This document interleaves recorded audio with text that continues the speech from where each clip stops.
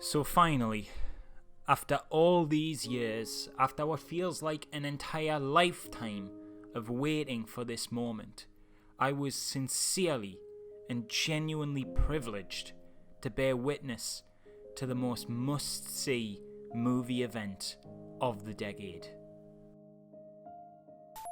The first trailer for the Sonic the Hedgehog film. And I also watched Endgame at one point too. That was pretty cool, I guess. So like most of you who saw Infinity War, as well as the approximate gajillion other films building up to this superhero saga's finale, I have been counting down the days in my calendar for the moment this evil and hench Mr. Blobby got the swift kick in the eggplant that he deserved. And although no righteous grind punt based revenge occurred on Mr. Purple Space Hitler during this movie's runtime, I still have to say, I adored Avengers Endgame. Like, I really, really just loved it. On a scale of 1 to 10, I'd go so far as to say I loved it 3,000. It's not flawless, not at all. It has some major pacing issues, there's places where it maybe plays things a little too safe, there's a lot of heavy exposition scenes throughout, some of the comedy doesn't land, but here's the thing. When the film does hit its marks, it bats home runs every single time, and those home runs often come fast, frequently, and in all the important places. Without spoiling anything, Avengers Endgame takes place in a world torn apart by grief after Thanos' major dick move at the end of Infinity War. Riddled with guilt, trauma and regret, the Avengers have become a scattered smattering of heroes, thoroughly changed from the experience of their greatest failure. And with the Mad Titan nowhere to be found, the heroes stand in their darkest moment, unsure of the next steps they can take. And that is literally about all I can comfortably say in regards to the plot without potentially ruining any surprises for people who haven't had the chance to catch it yet. So for now, let's just talk for those people about why I think the film nails what it's trying to do, though don't worry, I will have a spoiler discussion following this initial review for those who want to stick around for that, but it'll come with a pre-warning before we get into it. Anyway, the reason the film works so well for me, that it's perfect in spite of its flaws, is that it treats its characters with so much respect and admiration for their whole journey thus far and acts as the perfect season finale, if you will, to all of that. The moments in this movie that are amazing because they are earned. The right things happen to the right people. Their motivations, their interpersonal relationships, who they were and who they have become are all at the forefront of every frame.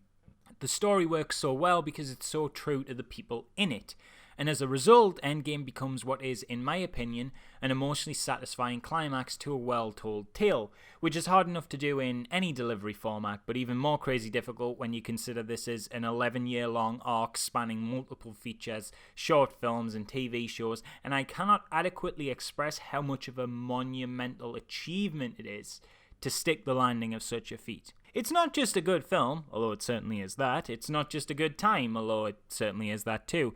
It's a big deal. And not in the whole, hey everybody, Disney is going to make billions of dollars again and buy the whole known universe by 2021 kind of deal, but a big deal in a similar way to how the Lord of the Rings film franchise was, or the original Star Wars trilogy. It's going to forever change the scope and scale of major franchise storytelling. Now, I'm not saying the MCU isn't significant already. Of course, the Marvel Cinematic Universe has for a long while now been a pretty influential force on pop culture as a whole. I mean, how else would you explain every single major studio in existence tripping over itself to frantically attempt to create their own cinematic universe experience? This one is still hilarious to me, by the way. I swear in 20 years' time, the Dark Universe merchandise is going to be some kind of hipster collectible in the same way Nintendo's Virtual Boy is. But with Endgame, I gotta say, I feel like a new level has been reached. Like, this is it. They did it. The experiment was a success. 22 interconnected tales juggling a major cast well into the double digits has managed to hold a mainstream audience's attention all the way up to its first major arc's dramatic conclusion. It's unprecedented. This could easily have gone the way of, say, Lost. You remember how when that show started, it was the greatest thing since sliced bread and everybody was talking about it, but then over time it just slowly and surely drifted into an unfocused, convoluted and confusing mess, and now no one ever really talks about it. It's kind of a miracle that something as intricate as the MCU isn't that. Like, I know they're different formats, so it's not really quite comparable, but you get what I'm trying to say in that it is incredible that such a long saga managed to avoid almost all missteps and come out at the end like this. I said almost all missteps. And to be fair, even its lowest lows are still pretty watchable. There's a lot in the series I actively dislike or am mostly indifferent to, but I personally struggle to say that any of them are outrightly bad movies. In fact, what's super interesting to me is that now I feel like with Endgame thoroughly sticking the landing, MCU might not have all the greatest Marvel comic book adaptations of all time. That award goes to Spider-Verse and Spider-Man 2, thank you very much, although the first Guardians movie is chef's kiss. But it is, in my opinion, what feels like the first and only true adaptation of the comic book format experience. That is to say, huge, massive, multi-year spanning arcs with standalone characters and different writers and creative leads that interweave seamlessly into these big event crossovers. Yes, I know, Justice League exists, but DC rushed that out so quickly that it doesn't really emulate that feeling of reading years of standalone issues and slowly being drip-fed introductions to all these new faces, each one with a rich saga and history all of their own. Plus, I only consider 2 of their films to be any good. I hear Aquaman's alright, but I haven't seen it. With Endgame, though, everyone featured from the major protagonists of Iron Man and Cap to the recurring side guys like Hawkeye and Nebula get the full weight of all their build-up thus far. The writing in Endgame makes the gravitas of these characters and the actions and changes they took to get to this moment feel omnipresent throughout every frame, to the point where even somewhat minor characters get huge moments to shine in major narrative arcs with significant development and payoffs. As a result of this tight focus, Endgame becomes everything it needs to be. As funny and heartwarming as it can be tragic and bittersweet, it's an always satisfying roller coaster that genuinely feels like the culmination of over 10 years and 21 movies of build-up. That's insane.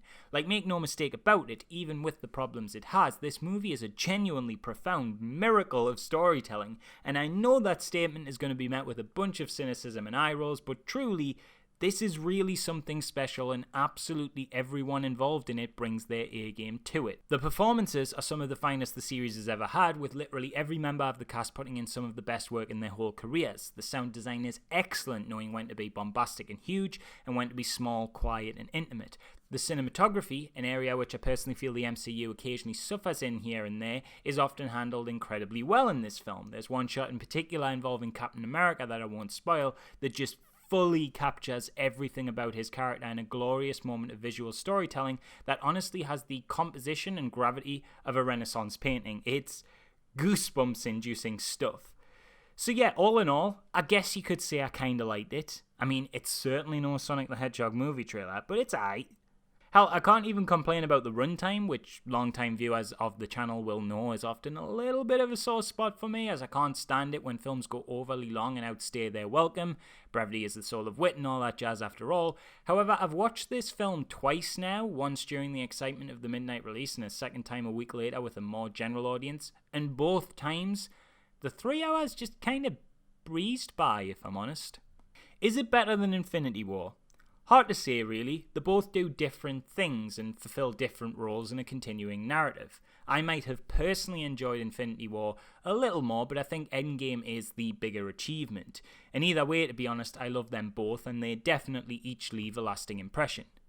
So obviously go see it, it's bloody great. And now I'd like to spotlight a little more about why that is, but in doing so I'll be going into spoiler territory. So if you haven't seen the movie yet, I'll be going into spoilers now in 3, 2, 1.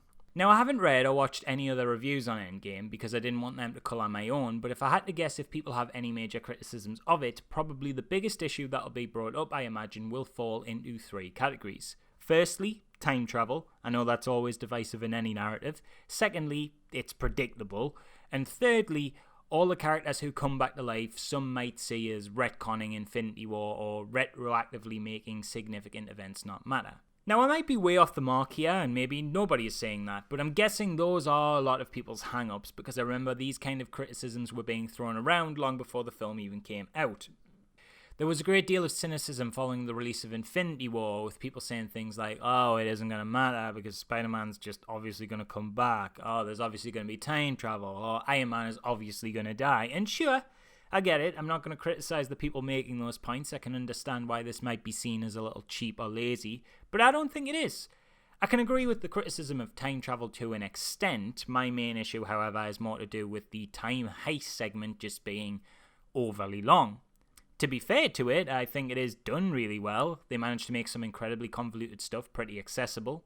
The callbacks to the past films are integrated well and often really funny. The costume designs are really good, just through clothing, makeup and hair choices. It's always easy to tell which version of a character you're looking at. That could have gotten really messy and confusing, especially at the Nebula double agent swap bit, but it didn't. And it doesn't slow the movie down to a halt, but it's definitely the point where it most notably drags for me. Especially when one of its biggest narrative strands is literally just Hulk having a massive expositional chat on a roof while everyone else is off doing, actually interesting stuff. The other big criticism I think people are going to have regarding the time travel is plot holes. And I mean, yeah, it kind of just is always going to happen with time travel. It's one of those narrative devices that just lends itself to cock-ups. So yeah, I mean, could Hulk have spared a second arm to snap again and bring back Tony at the end of the movie? I mean, probably. The directors have apparently said that wouldn't work for reasons, but that's after the fact. And then I suppose you can argue that old Captain America wouldn't be in the timeline we see him in at the end. But then there's other arguments to say that he would be, and it can get all a bit convoluted. Could they have went back in time to Infinity War and just cut off Thanos' arm that time they nearly had him? Sure. Could the characters maybe have thought to go back in time and get more Pym particles the first journey round? Yeah, I guess. I mean, none of this is wrong. I just personally don't care too much about that stuff. I can mentally just put it down to characters not thinking things through, or just that's how stuff works out certain ways, because that's just how the time travel works. I can just believe that excuse. I get it's an issue for some people. If it bothers you, it bothers you. That's fair enough. It just doesn't really matter to me. If the movie makes me feel something, I can pass over this stuff. But as far as the time travel making things not matter goes, I personally don't think that's the case at all. The deaths in Infinity War, while reversed in this film, absolutely still has huge consequences for the entire narrative universe. Though the audience may not have to have lived that long with those characters' absences, the surviving characters certainly did, and every one of them is changed drastically as a result. Thor switched from being the god of thunder to a traumatized alcoholic who's now trying to find himself again on adventures with the Guardians, entirely changing their group's dynamic. Hawkeye switched from being a family man to a vengeful and violent vigilante. Iron Man settled down with a kid. Cap's leading a PTSD rehab group. Gamora is reset to before her romance with Quill ever even occurred. Hulk's guilt made him reassess how he views the Hulk, and he's now literally a completely different person. Peter Parker no longer has his mentor figure. The list goes on. Almost every major character is forever changed by either their dusty absence or the survivor's guilt, and that's without even getting into the fact that it's those past deaths that the Avengers are trying to reverse that directly leads into Iron Man and Black Widow's sacrifice and Captain America's new outlook on life that closes his narrative arc. And yeah, it's predictable. No one's getting any medal for guessing that Iron Man was going to kick the bucket in this one, but the idea of something being predictable is always kind of a rocky criticism for me. Sure, it's great when a film surprises us, and to be fair, it's not like Endgame doesn't have a fair share of surprises anyway. I'm certain no one expected the portrayals of Thor and Hulk we got for a start, but I often feel like predictability isn't necessarily a bad thing. Things are often predictable because, well, they're just right, if that makes sense. He has a screenshot of me talking to my friend before the movie came out. Obviously, here I got the time stone part wrong, but the important part right. Am I upset that I totally saw it coming? No. I imagine I'm not even close to being the only one who guessed this, and I don't consider myself particularly smart for doing so, because it's just right, It's Peggy. He's got it. He owes her a dance, man. Can't finish the story without getting the dance. It's just the totally correct thing to happen. I'd be disappointed if they surprised me and didn't do something like this. It's like that Ernest Hemingway quote from A Movable Feast. The story was writing itself and I was having a hard time keeping up with it. In fact, I'm sure it's him who has this other quote about something like, how a reader should be able to see where things are going and finish a book themselves if they turn the page and find the second half of it missing. I don't know, it was something like that by some celebrated writer. I'm sure it was Hemingway, but I can't find the quote now, so I'm not certain. The point is, I think Endgame very much follows this mantra in the best possible way. There is so much in this film that just clicks into place, and you're just like, yeah, that was right. That needed to happen. You know, Hawkeye's fall from grace, Cap with Peggy, the I am Iron Man line, Scarlet Witch bringing down a world of hurt, Peter and Tony's hug, juxtaposing the heroes getting the Soul Stone through a completely selfless act in contrast to Thanos' selfish one, Cap fighting himself, Thanos being snapped away, the Avengers assemble moment, Tony talking to his dad, and come on, Captain America with that hammer. We all knew it was coming. We all knew. But a good story isn't in the destination, it's in the journey and how it's told, and it was told so well. That moment where Thor is pinned down and an off-screen entity lifts his hammer, takes a swing, and pulls it back to reveal it's Captain Goddamn America looking so sweet, holding that shit like it's meant to be there. That was a rock your world moment, one that was earned. And if you have any investment in this franchise and your heart didn't just jump to see such a perfectly fitting yet predictable sight, then I'd honestly check your pulse, mate, because you might be dead. There's so many little touches to love. Another tiny thing I want to note is about Doctor Strange's prediction, for example, about how this is like the 1 in 14 billion or some ridiculous numbers outcome where they actually win. Yeah, it's a little thing, but I really like that the 1 in millions took a combination of planning, teamwork, heroism, sacrifice, and also, most importantly, blind, dumb luck. MVP of this film right here, or what? I don't know, I just think that's cool. It really sells the whole 1 in a million thing. If I was to complain about how stuff goes down, it would be that the movie almost has too much to do. And as a result, even in its 3-hour-long runtime, there's still things I think we should have got that we don't. I think Hulk should have had a round 2 with Thanos. Part of his narrative conflict in Infinity War was Hulk feeling emasculated because he was absolutely leveled by Thanos in a straight brawl, and I think it would have been great to see a full arc on that one where the new Professor Hulk bests him at least just for a moment with a combination of his newfound combo of bronze and brain to show how far he's developed. I kind of also think stuff like the reunion between Rocket and Groot should have been a bigger deal, but I guess the Guardians reunion moment went to Peter and Gamora, which makes sense, but still. And I also have no interest at all in Ant-Man and Wasp, but I still expected more of an emotional response from those two seeing each other again than a bit of a nod. Like, aren't they supposed to be in love, and didn't one of them die? They did make me care about him and Cassie though. Their reunion was sweet, so, you know, fair play. I think as far as fitting everything in though, the filmmakers definitely bet on the right horses. There was a lot of ground to cover, and I'm sure there'll have been early conversations behind the scenes about things like Hulk getting his round 2 or whatever, but putting the main arc focus on the 2 OGs of the MCU and scattering the smaller victories and moments of triumph throughout the rest of the cast felt like the right call. That much becomes clear and especially poignant during Tony's funeral scene, where there's that lovely Steadicam shot that drifts between pretty much all of the MCU, symbolically showing everything Tony's character has directly and indirectly led to. It's just a shame then that the time heist thing kind of drags on a bit in places, because maybe with a bit less there and a bit more later, we might have gotten a couple more sweet touches and maybe, you know, lost the I just wet my pants gag. Oh, and this is kind of off topic, kind of on topic. It's super random. The review's pretty much over now. It's quite clear I love this film and I highly recommend it. But I just want to say that I've got a bit of a nerdy little obsession with quirky Japanese cinema. And I really like the genre of tokusatsu, which is to say Japanese superhero movies. And way back in, I think, 2013, they had a huge crossover film of standalone heroes called Super Sentai X Kamen Rider Superhero Tyson Z, the movie. I know, it's a mouthful. Anyway, what's my point? Well, in that film, a new threat comes from space and proceeds to start killing off all of the major superheroes, and at the climactic third act, the villains have amassed this huge army, and the surviving heroes look like they're completely outnumbered, when all of a sudden, A barrage of portals open up behind our protagonists and outpours every iconic hero who supposedly died, and a huge heroes versus villains big explosive battle occurs. Just saying. Just putting it out there. I'm not slinging any plagiarism accusations or anything. I'm just pointing out the similarities are there, you know? The Sentai movie even has time travel too.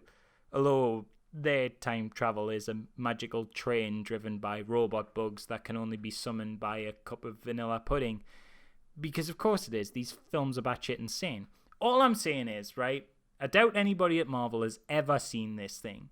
But if you've ever wanted to know what the climactic battle of Avengers Endgame might look like with 1/1000th of the budget and viewed through the colourful lens of a Snapchat gay pride filter, this shit's for you. Anyway, I hope you enjoyed the video. If you liked it, please do feel free to like, subscribe, hit the bell. Yeah, real lazy plug, I know. I normally don't even bother with outros, but I'm currently packing to leave for Lithuania, so I just wanted to give people a heads up to say that I don't think I'm going to be doing a Detective Pikachu review. I don't think I'm going to get to see it. Trust me, absolutely no one's more disappointed at that than I am. This is literally just because I'm going to be out the country for a while, and as a result, when I get back, I'm going to have lots of client work to catch up on, and I'm just not certain I'm going to have time to watch it at all. At least not until very late in its run. And I know that sucks so much. I know there's people already asking me, like even months back, if I was going to do a review, and I'd said yes at the time, but I didn't know this was coming up, and so, sorry, it doesn't look like I will. I also want to apologise a little for how quiet the channel has been in general. If I had more time, I'd do an update video explaining the reasons why, but ironically, one of the reasons I'd be listing is time. And I don't have the time to do that update video to explain to you guys that I have no time to do an update video. It's kind of a big catch-22. Things have just been really hectic on my end for a while. In some ways good, in some ways not so good. There's a bunch of issues making me think I'm going to have to reassess how I approach the channel a little bit. But never fear, I am still going to be putting out content, just maybe a little slow for a little while longer.